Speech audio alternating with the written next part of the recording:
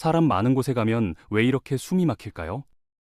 카페에 앉아 있는데 옆 테이블 대화 소리, 에스프레소 머신 돌아가는 소리, 누군가 의자 끄는 소리까지 전부 귀에 꽂히고 그 모든 게 머릿속에서 뒤엉켜서 정신이 하나도 없는 거예요. 집에 돌아오면 완전히 기진맥진해서 아무것도 하기 싫고 그냥 침대에 쓰러져서 천장만 바라보게 되죠.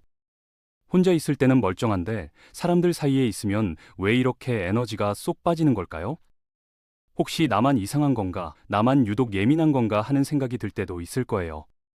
오늘은 왜 어떤 사람들은 북적이는 곳에서 에너지를 얻고 또 어떤 사람들은 그 속에서 완전히 지쳐버리는지 그 심리적 이유와 뇌과학적 배경을 함께 살펴보려고 해요. 퇴근길 지하철을 떠올려 보세요. 문이 열리자마자 쏟아져 들어오는 사람들, 누군가의 가방이 내 팔에 닿고 옆 사람의 향수 냄새가 코를 찌르고 저 멀리서 통화하는 목소리까지 들려오는 그 순간, 당신의 뇌는 지금 엄청난 일을 하고 있어요. 보통 사람들은 이런 자극들을 자동으로 걸러내거든요. 필요 없는 소리는 무시하고 중요한 정보만 받아들이는 일종의 필터링 시스템이 작동하는 거죠. 그런데 당신의 뇌는 그렇게 작동하지 않아요. 모든 소리, 모든 움직임, 심지어 다른 사람의 감정까지도 스펀지처럼 흡수해버리는 겁니다. 신경과학에서는 이를 감각처리 민감성이라고 부르는데 당신의 신경계는 다른 사람들보다 훨씬 더 섬세하게 세상을 받아들이도록 설계되어 있다는 뜻이에요. 그래서 2시간 동안 쇼핑몰에 있었을 뿐인데 마치 마라톤을 뛴 것처럼 녹초가 되는 거랍니다. 여기서 한 가지 짚고 넘어가야 할 게 있어요. 당신이 사람을 싫어하는 게 아니라는 점이죠. 오히려 정반대예요. 당신은 사람을 너무 잘 보는 거예요. 누군가 억지로 웃고 있다는 걸 알아채고 회의실에 팽팽한 긴장감이 흐른다는 걸 말 한마디 없이도 느끼고 친구가 괜찮다고 말하지만 실은 힘들어한다는 걸 눈빛만 봐도 알아차리는 거예요. 심리학자들은 이런 능력을 정서적 민감성이라고 부르는데 당신은 다른 사람의 감정을 마치 거울처럼 반영하는 뇌 구조를 가지고 있어요. 거울 뉴런이라는 게 있거든요. 이게 활발한 사람들은 상대의 기분을 자기 것처럼 느끼게 돼요. 그러니까 10명이 모인 자리에 있으면 10가지 감정을 동시에 느끼는 셈이죠. 기쁨, 불안, 짜증, 피로가 한꺼번에 밀려오니까 머리가 터질 것 같은 거예요. 그런데 왜 어떤 사람들은 파티에서 신나하고 어떤 사람들은 구석에서 시계만 쳐다보는 걸까요? 이건 도파민 시스템의 차이 때문이에요. 외향적인 사람들은 사람들과 어울릴 때 뇌에서 도파민이 왕성하게 분비되면서 쾌감을 느끼거든요. 새로운 얼굴, 웃음소리, 즉흥적인 대화, 이 모든 게 그들에게는 보상처럼 느껴지는 거죠. 반면 내향적이거나 민감한 사람들은 도파민 분비량이 훨씬 적어요. 그래서 같은 환경에서도 에너지를 얻기는커녕 과부하가 걸려버리는 겁니다.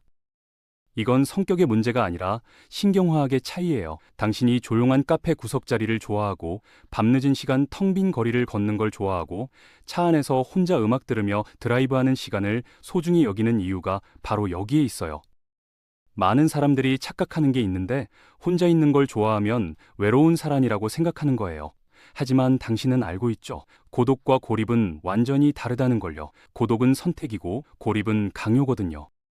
당신이 혼자 있을 때 느끼는 건 외로움이 아니라 평온함이에요. 세상의 소음에서 벗어나 드디어 내 목소리를 들을 수 있는 시간, 남의 감정이 아니라 내 감정에 집중할 수 있는 순간, 그게 바로 당신에게 필요한 충전의 시간인 거죠. 심리학자 칼 융은 이렇게 말했어요. 고독은 내면의 목소리를 듣기 위한 필수 조건이다. 당신은 그 목소리를 듣고 있는 거예요. 사람들은 종종 물어보죠. 왜 그렇게 조용해? 왜 별로 안 웃어? 왜 먼저 말 안 해? 그럴 때마다 뭐라고 설명해야 할지 막막했을 거예요. 하지만 이제는 알았으면 좋겠어요. 당신이 조용한 건 할 말이 없어서가 아니라 세상을 너무 깊이 듣고 있기 때문이라는 걸요. 당신은 표면적인 대화보다 진짜 대화를 원하고 숫자로 채워진 인맥보다 진심이 통하는 몇 명을 소중히 여기는 사람이에요. 그리고 그건 약점이 아니라 당신만의 강점이랍니다. 연구에 따르면 군중을 피하는 사람들은 창의성이 더 높다고 해요. 혼자만의 시간 속에서 생각이 깊어지고 그 깊이에서 새로운 아이디어가 나오거든요.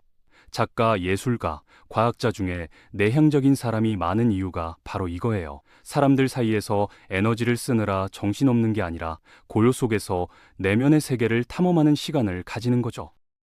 당신도 그런 사람이에요. 북적이는 곳에서는 생각이 흐트러지지만 조용한 방에서는 머릿속이 선명해지고 책을 읽거나 뭔가를 만들거나 글을 쓸 때 비로소 살아있다는 느낌을 받잖아요.